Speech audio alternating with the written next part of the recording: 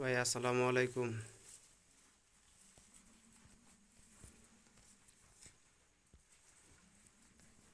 আল্লাহর রহমতে আজকে আরো একটু বেশি সুস্থ হয়েছে। এটা তো ডান চোখ।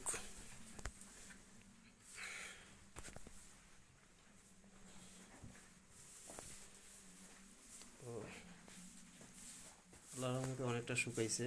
ইয়াটা চোখটা যেটা ফুলা ছিল চোখের ফুলাটাও কমছে এবং চোখের পাটাটা যেটা বাইরে ছিল ওটাও অনেকটা কমছে। এবং আল্লাহর রহমতে গরুর গরুর কান মোটামুটি গরম আছে। তো যাক সব কিছু ঠিক আছে। তো আমরা আসার চেষ্টা করতেছি ভালোভাবে এটাকে আপনার যত্ন নিতে, এটার খোঁজ খবর রাখতে সব সময়ের জন্য। তো আজকে একটা জিনিস দেখলাম, আজকে না গতকালকেই দেখছি। এই যে স্কিনে এখানে একটু তো আমি গতকালকে আজকে যে ডাক্তার আসছিল ওনাকে আমি দেখাইলাম, তো বলতেছে এটা হলো ওই অনেক সময় মশা কামড়ায়, মশা মাছি কামড়ায়, কামড়ার ক্ষেত্রে এটা হয়। আচ্ছা, যেটা যেগুলো ভয় করতেছেন এগুলা কিছু না। এই খুঁড়ার এই বিপদটা কাটিয়ে ওঠাটাই হলো ব্যাপার। এই বিপদটা কাটিয়ে উঠলেই ইনশাআল্লাহ আমাদের গরু একটা সুস্থ স্বাভাবিক পর্যায়ে যাবে এবং সব কিছু স্বাভাবিক অবস্থায় বড় হবে। আজকে গোসল করাই দিছি। এটা এখন রেগুলার গোসল করাইতে হবে। নিয়ম হলো এটাই, আরিয়া গরুকে রেগুলার গোসল করাইতে হবে।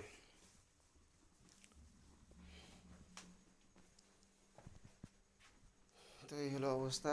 এটা আমাদের প্রজেক্টের ছাগল। এটাকেও ভালো লাগে কারণ ওর খাওয়ার চাহিদাটা বেশ ভালো। ও মানে রেডি থাকে কখন খাবার দেওয়া হবে, এটার জন্য ও রেডি থাকে, এই জন্য ওকে ভালো লাগে। এবং ও খাবার নষ্ট করে না কোনো। ওকে যা দেওয়া হয় ও একদম সুন্দরভাবে সব কিছু কমপ্লিট করে। তো এই হলো ভাই অবস্থা। আমাদের গরু, আমাদের এই গরু খড় খাওয়ার ওস্তাদ। এ এ হলো খড় খাওয়াতে বিখ্যাত। যাক, মাশাআল্লাহ। তো এই জন্যই একটা মনের মধ্যে একটা জাগে যে একে তো আসলে কখনো আমার মনে হয় বাড়তি খাদ্য দেওয়া হয় নাই। আমাদের গরুটা সুস্থ হলে ইনশাআল্লাহ একে যখন আমরা ধীরে ধীরে আপনার বিভিন্ন দানা ভুসি এগুলো খাওয়ানো যখন শুরু করব, তো আশা করা যায় তখন আমার প্রোগ্রেসটা ভালো হবে, ফিজিক্যালি প্রোগ্রেসটা ভালো হবে আরও ইনশাআল্লাহ।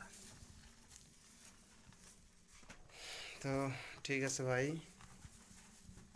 গরুটা সুস্থ হলে আমিও একটা মানসিক থেকে মনে করেন যে রেহাই পাই এবং গরুটা সোহেলের কাছে হ্যান্ড ওভার করে দেব।